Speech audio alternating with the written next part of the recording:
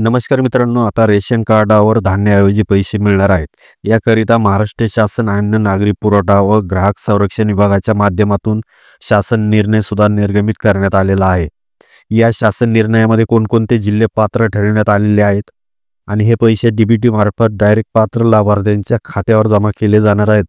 कोणकोणते लाभार्थी यासाठी पात्र असणार आहेत याबद्दलची माहिती आपण या व्हिडिओच्या माध्यमातून जाणून घेणार आहोत. तत्पूर्वी चॅनलवर कोणी नवीन आला असला चॅनलला सबस्क्राईब करून बेल आयकॉन बटन प्रेस करून ठेवा. तर चला मित्रांनो, व्हिडिओला सुरुवात करूया. मित्रांनो, तुम्ही हा 7 फेब्रुवारी 2025चा शासन GR पाहू शकता.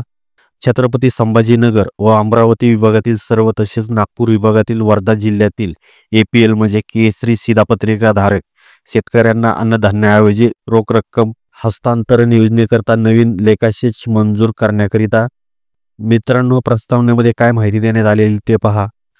महाराष्ट्र शासनाच्या अन्न नागरी पुरवठा व ग्राहक संरक्षण विभागाच्या दिनांक 28 फेब्रुवारी 2023च्या शासन निर्णयानुसार छत्रपती संभाजीनगर व अमरावती विभागातील सर्व तसेच नागपूर विभागातील वर्धा जिल्ह्यातील APL म्हणजे केसरी शिधापत्रिका धारक शेतकऱ्यांना अन्नधान्याऐवजी रोख रक्कम हस्तांतरण योजनेकरता लाभार्थ्यांना जानेवारी 2023 पासून अन्नधान्याऐवजी प्रति लाभार्थी रुपये 150 इतक्या रोख रकमेच्या थेट हस्तांतरण योजना कार्यान्वित करण्यास मान्यता देण्यात आलेली आहे.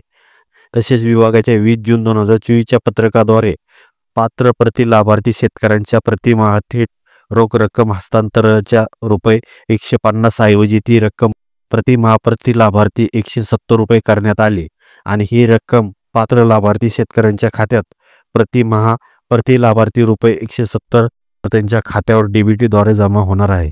तर मित्रांनो, रेशन कार्ड धारकांना अन्नधान्याऐवजी रोख रक्कम हस्तांतरण संदर्भात महत्त्वपूर्ण अशी माहिती होती. धन्यवाद.